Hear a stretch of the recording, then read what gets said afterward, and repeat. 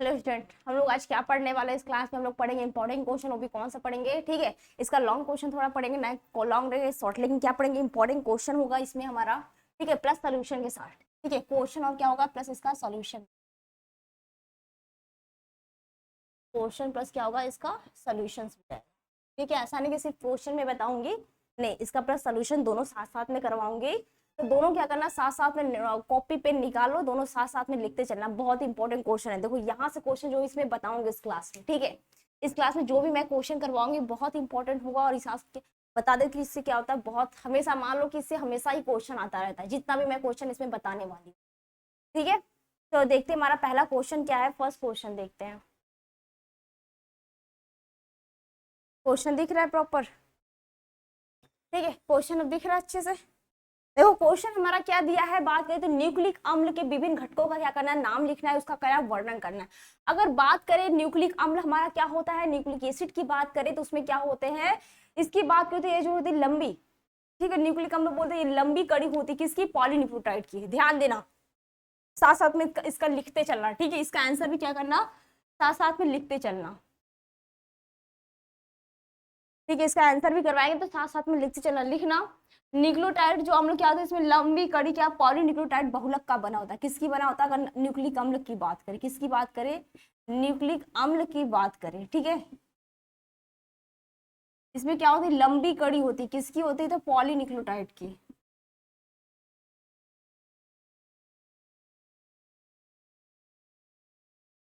ठीक है, इसमें लंबी कड़ी होती है, किसकी? पॉलीन्यूक्लियोटाइड की क्या होती है, बनी होती है।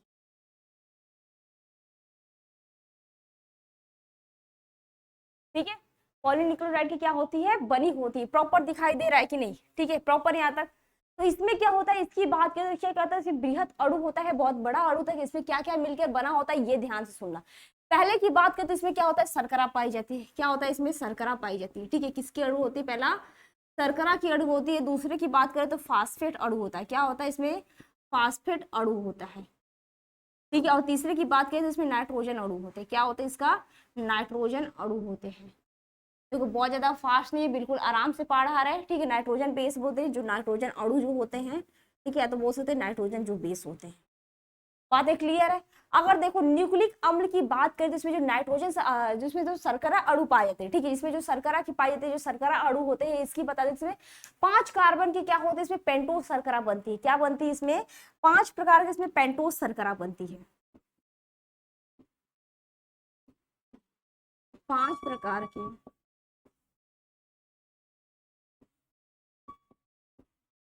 पेंटोस शर्करा बनती है। ठीक है, और इसमें भी क्या होते हैं बता देते हैं, इसमें क्या होता है, डीऑक्सी राइबोस शर्करा पाया जाता है। ध्यान देना, डीऑक्सी राइबोस शर्करा। ठीक है, क्या होता है? डीऑक्सी राइबोस शर्करा होता है, और दूसरा क्या होता है? राइबोस शर्करा। ध्यान देना बच्चों की, दूसरा क्या होता है? राइबोस शर्करा। और इसकी बता देते हैं, इसमें क्या होता है, जो डीऑक्सी राइबोस शर्करा होता है ये किस में पाया जाता है? तो डीएनए में पाया जाता है। किस में पाया जाता है? ये डीएनए में पाया जाता है। और जो राइबोस शर्करा होती है ये किस में पाया जाता है? तुम्हारा ये आरएनए में पाया जाता है। ध्यान देना, ये तुम्हारा आरएनए में पाया जाता है, और ये जो तुम्हारा डीएनए में पाया जाता है। ठीक है, लेकिन ये हमारे क्या होते हैं? शर्करा अणु होते हैं, ये शर्करा होती है। ठीक है, बातें क्लियर? ये हमारे दो। अगर फास्फेट अणु की बात करें, ठीक है, अगर फास्फेट अणु की बात करें तो ये क्या होता है? फास्फोरिक अम्ल के रूप में होता है। बस इतना, फास्फोर जो फास्फेट अणु होता है ये क्या होता है हमारा? फास्फेट अम्ल के रूप में होता है। क्या होता है? फास्फेट अम्ल के रूप में होता है। अगर इसकी अम्लीय प्रवृत्ति बताए, जो एसिड की प्रवृत्ति होती है, ध्यान देना, अगर ये एसिड किसकी वजह से होता है तो इसमें जो फास्फेट पाई जाती है हमारा, इसी की वजह से इसका जो प्रवृत्ति होता है वो अम्लीय होता है, मतलब एसिड जो होता है, ठीक है, जो खट्टापन होता है, एसिड का मतलब खट्टा ही होता है ना, बहुत ही अम्लीय हो जाए। ठीक है, यही होता है, पता है सबको कि एसिड। तो इसमें जो तुम्हारा आरएनए डीएनए में बात करें, जो न्यूक्लिक अम्ल हमारा होता है, अम्ल का मतलब ही क्या होता है? वो एसिड होता है। ठीक है, तो इसका क्या मतलब होता है, इसकी बता दे तो ये क्या होता है? बहुत ही खट्टा होता है। किसकी वजह से? इसमें फास्फेट अणु की वजह से। अब बात आती है इसमें नाइट्रोजन बेस की बात करें। ठीक है, नाइट्रोजन बेस की बात करें तो नाइट्रोजन बेस क्या होता है? इसमें प्यूरिन और पिरीमिडीन पाया जाता है। क्या होता है? Purine and pyrimidine. ठीक है, और तथा क्या होता है? और पिरीमिडीन होता है। क्या होता है? पिरीमिडीन। ठीक है, इसमें क्या होता है तुम्हारा दो ही पाए थे, एक तो तुम्हारा प्यूरिन होता है, दूसरा क्या होता है पिरिमिडीन होता है। अगर बात करें बच्चों प्यूरिन, प्यूरिन बेस में भी क्या होता है, इसमें दो प्रकार के होते हैं। कौन कौन सा होता है, तो एडेनिन और ग्वानिन होता है। कौन सा होता है इसमें बात करें तो ध्यान देना, एडेनिन इसको किसको यूनिट करते हैं, ए से, और दूसरा क्या होता है ग्वानिन, ठीक है, इसको किससे करते हैं, जी से। और इसकी बात करें तो इसमें क्या होता है, इसमें तीन पाए जाते हैं। कौन कौन से इसकी बात कर दे, ठीक है, इसकी बात करते हैं कौन कौन से पाए जाते हैं, तुम्हारा जो साइटोसिन होता है, थाइमिन और यूरोसिल। कौन कौन सा होता है, अगर इसकी बात करें, ठीक है, इसकी बात करें, तुम्हारा साइटोसिन होता है, थाइमिन होता है, और तुम्हारा दूसरा क्या होता है, तुम्हारा यूरोसिल, ठीक है, यूरोसिल होता है। इतनी बातें क्लियर यहाँ पे, ये क्वेश्चन बताओ, ये क्वेश्चन यहाँ पे क्लियर है कि क्या होता है। अगर न्यूक्लिक अम्ल की बात करें तो इससे तुम्हारा बहुत सारे क्वेश्चंस क्लियर हो जाएंगे, ठीक है। इसको अगर लिखोगे ना, यहाँ से बहुत सारे क्वेश्चन, यहाँ पे ये भी पूछता है कि तुम्हारा डीऑक्सी शर्करा क्या होता है और राइबोस शर्करा क्या होता है, इसका सूत्र भी पूछता है, ठीक है। सब कुछ इसका यहाँ तक क्लियर है कि नहीं, ये बताओ, यहाँ तक प्रॉपर क्लियर है सबका, ठीक है। अब अगला क्वेश्चन देखते हैं। तुम्हारा ये क्लियर, न्यूक्लिक अम्ल हमारा क्या होता है, इससे बोल सकते हैं पॉलीन्यूक्लियोटाइड की क्या होती है, एक लंबी श्रृंखला होती है, एक बृहद अणु होता है। बृहद मतलब बहुत बड़ा अणु होता है, और इसमें क्या होता है, तुम्हारे तीन प्रकार से मिलकर बने होते हैं। कौन कौन सा होता है, शर्करा अणु होता है, तुम्हारा फास्फेट अणु होता है, और नेक्स्ट क्या होता है, तुम्हारा नाइट्रोजन बेस होता है, ठीक है। और नाइट्रोजन बेस में हमारा क्या होता है, प्यूरिन और पिरिमिडीन होता है। उसमें भी क्या होता है, तुम्हारा एडेनिन, ग्वानिन, थाइमिन, साइटोसिन और यूरोसिल होता है। अगर बात करें यूरोसिल किस में होता है, तो थाइमिन की जगह पे क्या होता है, यूरोसिल होता है, जो क्या करता है, आरएनए में जुड़ जाता है। और इसमें भी बात करें, एक बात और सुन लो, अगर एडेनिन की बात करें, ये क्या होता है, डबल बॉन्ड से जुड़ता है, और जी की बात करें, ये ट्रिपल बॉन्ड से क्या जुड़ता है, सी से जुड़ता है, मतलब साइटोसिन से ट्रिपल बॉन्ड से जुड़ता है। और इसमें क्या होता है, एडेनिन जो होता है डबल बॉन्ड से यूरोसिल से क्या साथ जुड़ता है, किसमें, ये आरएनए में जुड़ जाता है, ठीक है। और ये दोनों क्या होता है, डीएनए में जुड़ते हैं। और ये क्या होता है, ये तुम्हारा इसके साथ भी जुड़ जाता है, लेकिन यहाँ पे क्या होता है, बस ये चीज चेंज होता है, ठीक है। बातें समझ में आ गई होगी अब तक, बताओ, बातें यहाँ तक क्लियर है, ठीक है। ये क्वेश्चन एकदम क्लियर हो, यहाँ से देखो बहुत ही इंपॉर्टेंट क्वेश्चन, यहाँ से बहुत तरीके से तुम्हारा क्वेश्चन पूछता है एग्जाम में, ठीक है। चलो अगला प्रश्न देखते हैं, अब नेक्स्ट क्वेश्चन की तरफ चलते हैं। देखो अगला प्रश्न हमारा दिया है, डीएनए आरएनए में अंतर, ठीक है।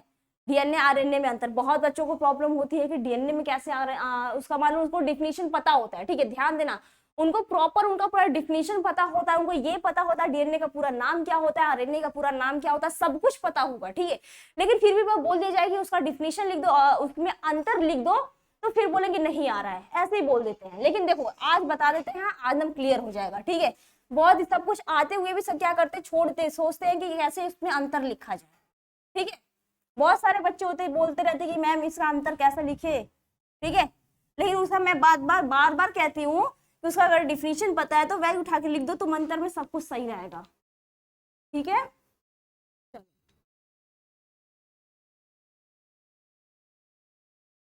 देखो इसमें क्या करना है, एक साइड क्या लिखेंगे, डीएनए लिखेंगे, दूसरी साइड क्या लिखेंगे, आरएनए लिखेंगे। क्या लिखेंगे, एक साइड इसका डीएनए लिखेंगे, दूसरी साइड क्या लिखेंगे, आरएनए लिखेंगे,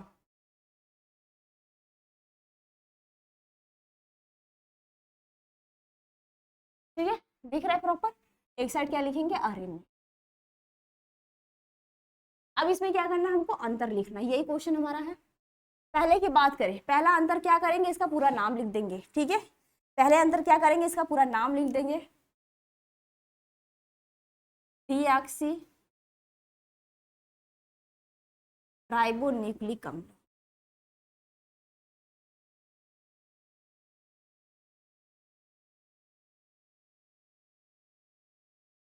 ठीक है। इसी तरह इसमें भी लिख देंगे, पहला अंतर क्या हो जाएगा, राइबोज न्यूक्लिक अम्ल,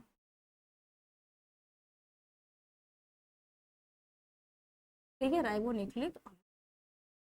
बात क्लियर है, ये प्रॉपर क्लियर है। डीऑक्सी राइबोन्यूक्लिक अम्ल हो गया, दूसरा क्या हो गया तुम्हारा, राइबोन्यूक्लिक अम्ल हो गया, यहाँ तक क्लियर है। अब दूसरे की बात करते हैं, दूसरा क्या लिखेंगे बच्चों, यह मुख्यतः केंद्रक में गुणसूत्र में पाया जाता है। कहाँ होता है, यह मुख्यतः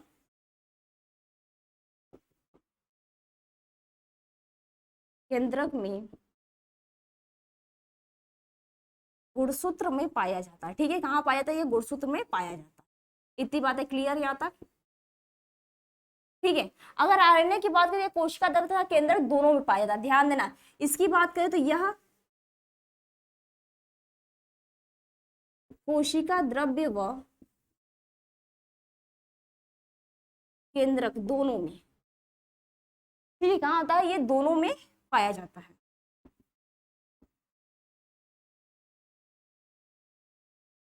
बातें क्लियर है बच्चों यहाँ तक? बताओ। अब बात आते हैं तीसरे अंतर की, ठीक है।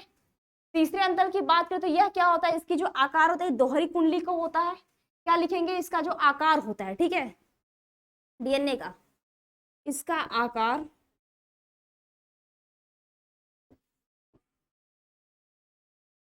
ठीक है, इसका आकार बच्चों क्या होता है, इसकी आकार की बात करें तो यह क्या होता है, दोहरी कुंडली का होता है, ठीक है, दोहरी कुंडली जैसा होता है, ठीक है। किसका आकार, इसकी दोहरी कुंडली का आकार होता है। और इसकी आकार बोलते हैं, ये इसका क्या ऐसा होता है बच्चों, एकल कुंडल का होता है। इसका आकार एकल कुंडली जैसा होता है, ठीक है। बातें समझ में आई बच्चों? इसका क्या होता है, एकल कुंडल जैसा होता है। एकदम ध्यान से सुनना बच्चों, बहुत ज्यादा टफ नहीं, एकदम इजी है। ऐसे तुम्हारा डीएनए या आरएनए का अंतर लिखते हैं। और इसमें बात करें, इसमें क्या होता है बच्चों, थायमीन बेस पाई जाती है। क्या होती है इसमें बात करें, तुम्हारा डीएनए इसमें थायमीन बेस पाया जाता है। चौथा की बात करें, इसमें क्या होता है बच्चों, थायमीन बेस होता है, इसमें थायमीन बेस, ठीक है। अभी बताते हैं, जो मैंने इसके पहले वाले क्वेश्चन बताया था। इसमें बात करें बच्चों, इसमें क्या होता है, इसमें यूरोसिल बेस होता है। क्या होता है, यूरोसिल, ये बता रहे कैसे होता है, यूरोसिल बेस पाया जाता है। देखो कैसे होता है, इसकी बात करें तो इसका क्या होता है, तुम्हारा यू से जुड़ता है, ठीक है, यू से, मैंने इसको अभी जस्ट बताया था, ठीक है, इसको मैंने अभी बताया था। और ये क्या होता है तुम्हारा, एडेनिन से क्या होता है, डबल बॉन्ड, ये थाइमिन से जुड़ता है। और ये क्या होता है तुम्हारा एडेनिन, ठीक है, मैंने ये बताया कि आरएनए में क्या होता है, इससे जुड़ता है। और डीएनए की बात करें बच्चों, जो एडेनिन होता है ये क्या है, डबल बॉन्ड, ये तुम्हारा हाइड्रोजन बॉन्ड होता है। ये जो बीच में प्रेजेंट होता है बच्चों, ये हाइड्रोजन बॉन्ड होता है, किससे जुड़ता है, ये थाइमिन से जुड़ता है, इसलिए इसको क्या बोलते हैं हम लोग, थाइमिन बेस बोलते हैं। जो आरएनए में होता है इसको क्या बोलते हैं हम लोग, यूरोसिल बेस कहते हैं। बातें क्लियर यहाँ तक, ये बता दो क्लियर है? ये तुम्हारा एकदम प्रॉपर, देखो एकदम चार ऐसे से ज्यादा पूछता भी नहीं, बताओ तो दो तीन और बता दे ऐसे ही, ठीक है। और इसमें क्या होता है, यह केवल क्या होता है, एक प्रकार का होता है, ठीक है, यह क्या होता है, एक प्रकार का होता है। इसकी बात करें तो ये तीन प्रकार का होता है, मैसेंजर आरएनए होता है, राइबोसोमल आरएनए होता है। ध्यान देना, ये क्या होता है तुम्हारा, सिर्फ एक प्रकार का सिर्फ डीएनए होता है। लेकिन इसकी बात करें बच्चों, ये क्या होता है, तीन प्रकार का होता है। कौन कौन सा देख लो, ये भी देख लो, एमआरएनए होता है, आरआरएनए होता है, ठीक है, और क्या, टीआरएनए, ट्रांसफर आरएनए, ठीक है, ये भी तुम लिख सकते हो अंदर। ये क्या होता है, सिर्फ एक प्रकार का होता है जो, लेकिन आरएनए क्या होता है बच्चों, ये तीन प्रकार का तुम्हारा होता है, ठीक है।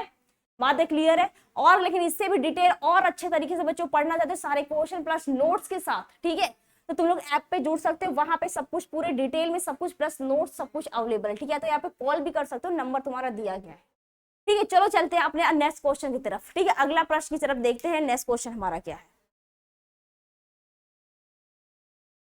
ठीक है। अगला क्वेश्चन दिखा, ये क्या है हमारा, बी डीएनए और जेड डीएनए। ये भी तुम्हारा क्वेश्चन बहुत इंपॉर्टेंट है, बहुत बार तुम्हारा पूछता है, ठीक है, कि बी डीएनए और जेड डीएनए क्या होता है, इसमें क्या करना, अंतर लिखना। देखो अंतर बहुत इजी होता है, ठीक है, अगर तुमको इसका डेफिनेशन पता है तो तुम अंतर आराम से लिख सकते हो।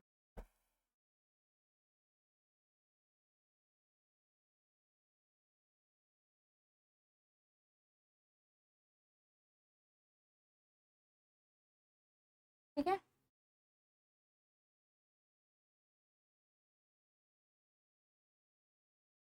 चलो देखते हैं बी डीएनए और जेड डीएनए में अंतर। ठीक है, एक साइड क्या डालेंगे हम लोग, बी डीएनए, क्या डालेंगे, एक साइड बी डीएनए और एक साइड क्या लिखेंगे, जेड डीएनए। दिख रहा है ना, ठीक है। अगर इसमें पहले की बात करें बच्चों, बी डीएनए की पहले की बात करें तो यह क्या होता है, ठीक है, ये दक्षिणावर्त होता है, ठीक है, दक्षिणावर्त घुमाव होता है। क्या होता है बच्चों, इसकी बात करें तो यह क्या होता है, हमेशा दक्षिणावर्त होता है, ठीक है, तो वो से दायावर्त होता है, ठीक है, या तो लिख सकते हैं दायावर्त भी, ठीक है, दक्षिणावर्त या तो दायावर्त घुमाव होता है,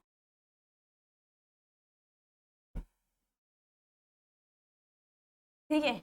और इसकी बात करें बच्चों, इसका क्या होता है, इसकी बात करें तो ये बायावर्त होता है, बायावर्त घुमाव,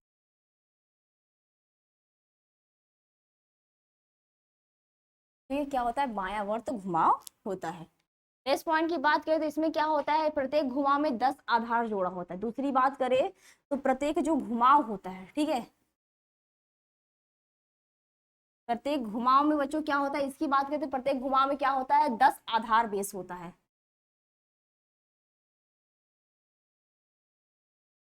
आधार बेस होता है, ठीक है। अगर जेड डीएनए की बात करें बच्चों, जेड डीएनए में क्या होता है, तुम्हारा 12 आधार बेस होता है। क्या होता है, प्रत्येक घुमाव में,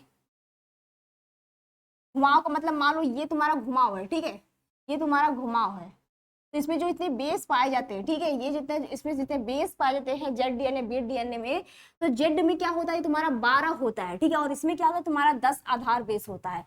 प्रत्येक घुमाव में बच्चों क्या होता है, प्रत्येक घुमाव की बात करें, प्रत्येक घुमाव में 12 आधार बेस होता है। ये समझ में आ रहा है, आधार बेस होता है। बता, ये क्लियर है यहाँ तक कि नहीं, समझ में आ रहा है? देखो बहुत एकदम आराम समझा रहे, बहुत ज्यादा टफ नहीं, बस तुमको ये नहीं समझ में आता है, तुमको पता रहता है सब कुछ लेकिन लिख नहीं पाते हो किसका लिखना क्या है, ठीक है। चलो अगला क्वेश्चन देखते हैं, ठीक है। ये समझ में आया कि बी वाला डीएनए क्या होता है, जेड डीएनए क्या होता है, 2-3 लाइन में बता दे रही हूँ इसमें कि अगर प्रत्येक इसमें क्या होता है, अगर इसकी कोड की बात करें, ठीक है, इसमें बोलते हैं घुमाव की कुल दूरी कितनी होती है, 34 एंगस्ट्रॉम होती है, ठीक है। अगर इसकी बात करें, इसी घुमाव की जो दूरी होती है, क्या होती है, घुमाव की दूरी जो होती है, दूरी की बात करें तो 34 एंगस्ट्रॉम होती है। क्या होती है, 34 एंगस्ट्रॉम की होती है। अगर इसकी बात करें, इसमें क्या होता है, 45 एंगस्ट्रॉम होता है, ध्यान देना।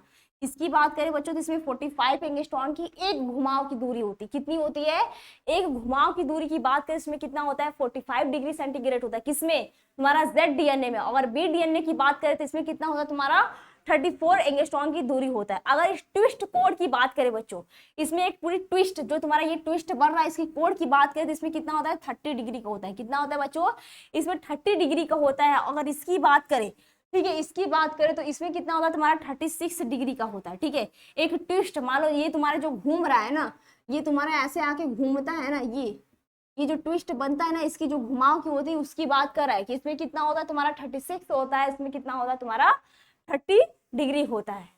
यहाँ तक क्लियर है। चलो एक और क्वेश्चन इसका है लास्ट, वो भी देख लेते हैं, ठीक है। एक और क्वेश्चन है, ठीक है, ये हमारा इसका क्लास का एक अंतिम क्वेश्चन है, न्यूक्लियोसाइड तथा न्यूक्लियोटाइड में अंतर। देखो न्यूक्लियोसाइड क्या होता है ये मैंने बता दिया, ठीक है, एक बार उसको फिर से रिपीट कर देती हूँ। न्यूक्लियोसाइड क्या होता है, मैंने ये पहला क्वेश्चन में बताया था, लेकिन इसमें अंतर मैंने बता रखी हूँ, ठीक है, तो उसको मैं एक बार बता देती हूँ। न्यूक्लियोटाइड क्या होता है उसको मैं बता देती हूँ, ठीक है बच्चों। न्यूक्लियोसाइड में जो पहला क्वेश्चन में बताया उसमें मैंने काफी डिटेल में बताया, तो उसको देख लो, ठीक है। जो फर्स्ट क्वेश्चन मैंने बताया कि न्यूक्लियोसाइड्स क्या होता है, तो न्यूक्लियोसाइड की बात करें बच्चों तो इसमें क्या होता है, तुम्हारा ये तुम्हारा जो न्यूक्लियोसाइड होता है इसमें राइबोस शर्करा पाई जाती है, ठीक है। राइबोस शर्करा में तुम्हारा डीऑक्सी राइबोस शर्करा होता है और राइबोस शर्करा होता है, और नाइट्रोजन बेस पाए जाते हैं, फास्फेट अम्ल पाए जाते हैं, ठीक है। ये तुम्हारा हो गया न्यूक्लियोसाइड की बात हो गई। अब देखो न्यूक्लियोटाइड क्या होता है वो देख लो, ठीक है। न्यूक्लियोसाइड क्या होता है ये तो पता हो गया, अब देख लो इसमें न्यूक्लियोटाइड की बात करते हैं, ठीक है। न्यूक्लियोटाइड की बात करें, इसमें क्या होता है, न्यूक्लियोटाइड बनने में क्या होता है, फास्फोरिक अम्ल क्या होता है बच्चों, न्यूक्लियोटाइड, न्यूक्लियोटाइड बनने में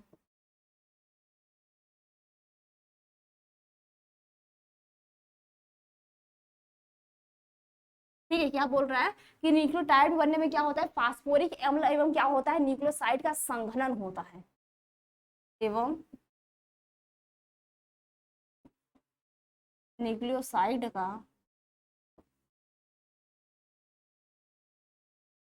संघनन होता है, ठीक है। बातें क्लियर बच्चों, क्या होता है, ये संघनन होता है जो क्या करता है, बात करते हैं फास्फोडाइएस्टर बंधन द्वारा क्या करता है, ये संभव होता है, जो फास्फोडाइएस्टर बंध द्वारा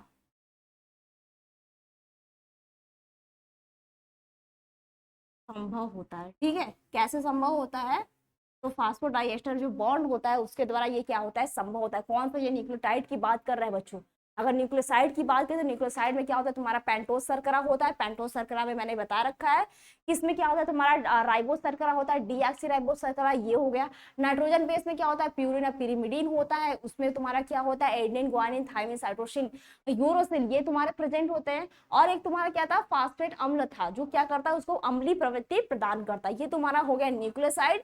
और न्यूक्लियोटाइड तुम्हारा बच्चों ये हो गया कि न्यूक्लियोटाइड बनने में क्या होता है, बात करें तो इसमें फास्फोरिक अम्ल होता है एवं क्या होता है, न्यूक्लियोसाइड का संघन होता है। संघन का मतलब जो बहुत बड़ा उसका क्या होता है, ज्वाइंट होता है, उसमें मिला होता है, जिससे क्या बनता है, वो न्यूक्लियोटाइड का फॉर्मेशन करता है। ठीक है, और जो क्या करता है, फास्फोटाइड जो एस्टर बॉन्ड होता है, उससे द्वारा ये क्या होता है, पॉसिबल होता है। बात क्लियर यहाँ तक? बताओ, ये हमारा अंतिम क्वेश्चन था। ये क्लास में यहाँ पे क्लास क्या करते हैं, हम लोग इन करते हैं और मिलते हैं नेक्स्ट क्लास में और अलग अलग क्वेश्चन और सारे इंपॉर्टेंट क्वेश्चन के साथ। ठीक है।